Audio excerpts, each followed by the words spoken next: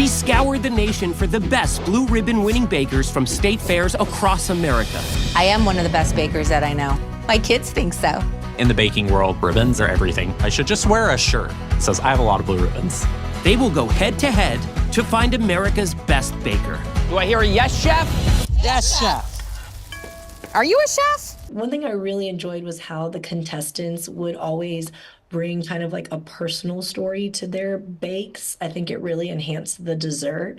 So I was wondering for each of you, was there a dessert that maybe when you tried it, it kind of brought a nostalgic feeling or memory to you?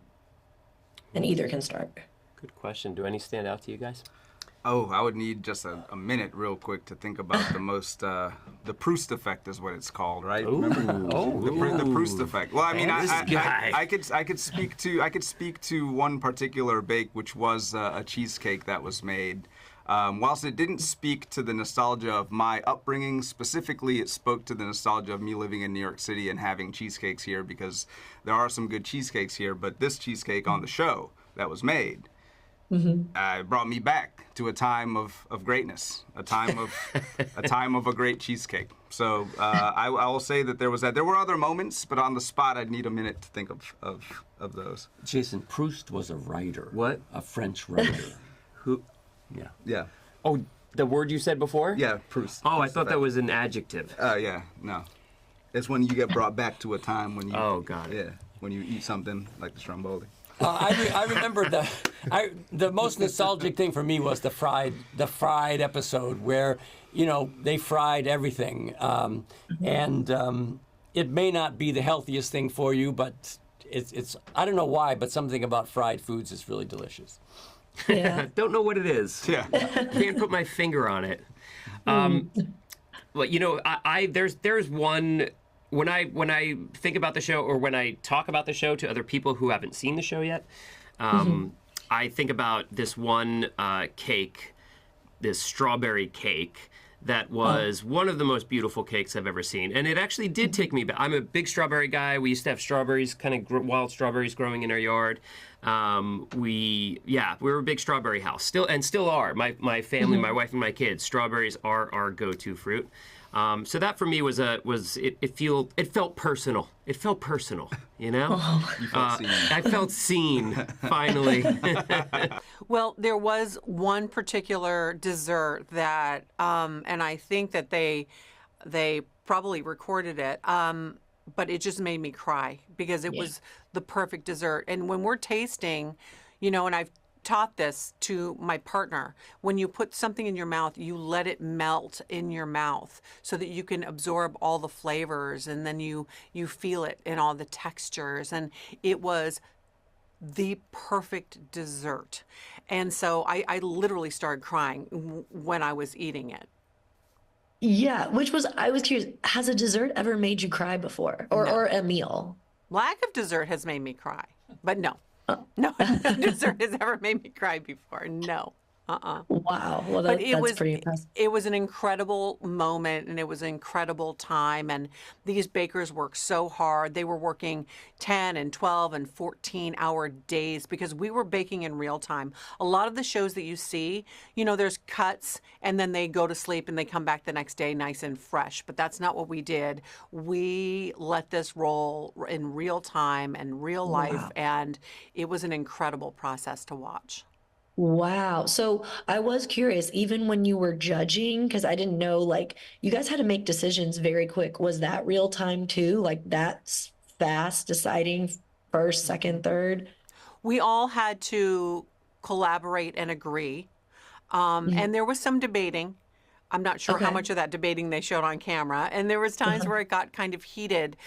And, you know, when you are a blue ribbon, best in fair blue ribbon on a blue ribbon baking championship and $100,000 are at stake, you have to make sure that you are fair and that all the boxes are checked and you're being thoughtful about the big picture and what they have done and put into it.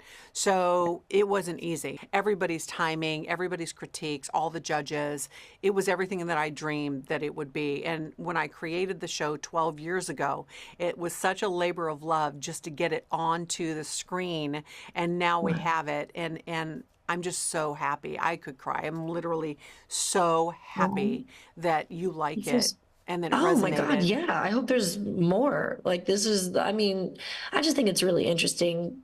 There's so many things that you don't know. Like one of the things, especially the presentations are so beautiful, which I'm curious, how much does presentation really affect? Like, do you think a very unattractive dessert that tastes amazing could outbeat a beautiful, maybe mediocre dessert?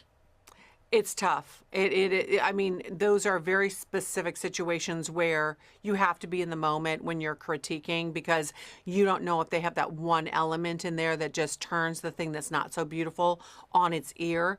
Or if it's lacking something, and then you have to go with the more beautiful presentation because this was really lacking like that one moment, that one flavor base. So yes, it was not easy. This was not easy. And every single time we would go into judge on all these 8 episodes, it was intense, and we were so thoughtful, and everybody was working so well together. It was a moment, and I hope everybody watches it and sees how precious that this show is. Judging it all will be Sandra Lee. She is an Emmy-winning chef and a Blue Ribbon winner herself, This is going to be a very tough competition. along with award-winning artist and baker Bryan Ford and former White House pastry chef Bill Yosses. Oh, it's beauty. At stake, the coveted Best and Fair ribbon. Oh, yeah. Another thing that took me aback, and Jason, I'm sure you're going to be hearing this all day, but the American Pie references, just because for me, those are one of my favorite films of all time. And it takes me back from my like middle school to even when I gave birth to my son, the films were playing in the hospital. Oh my God. It just is very nostalgic, and it had a huge impact in my life. So I was wondering, and this question is for all 3 of you as well, is there a film that whenever it's referenced or you watch it, it takes you back to your upbringing or any milestone in your life? Wow. First of all, thank you for saying that, Susan. That's very sweet, and I'm grateful to you for that. And I'm assuming that you named your son Jason as a result. But for me, boy, there's oh my God, Never-Ending Story for me is definitely one. I think that whenever it's brought up, Atreyu, it brings me right back. I'd say. What about you guys? That's a good one. For me, it's Rush Hour 2. Oh, Rush Hour 2 that's a great movie. is a movie that I watched with my little sister, who I had it just reminds me of growing up. It reminds me of my siblings. It's a good one too. It's funny. And then for you, were the talkies out when you were a kid? So this is going to feed into that nasty comment. It's a Wonderful Life. So a great classic. I didn't go to the opening. I could have, but they were out of tickets. You were invited to the premiere. Actually, Jason's favorite movie regarding his childhood was The Shining. That was the kind of that's how he was raised. Yeah. It actually does bring me back. That movie. It actually does bring me back. He was invited to the premiere. We're going to challenge you to rethink iconic fair foods and specialty ingredients. We're talking cakes, pies, and anything else they can dream up. It is the perfect cake. It's literally making me cry. Who is going to break it? Fire! I'm over here burning everything down. Who is going to make it? Your topping is perfection. May the best person win.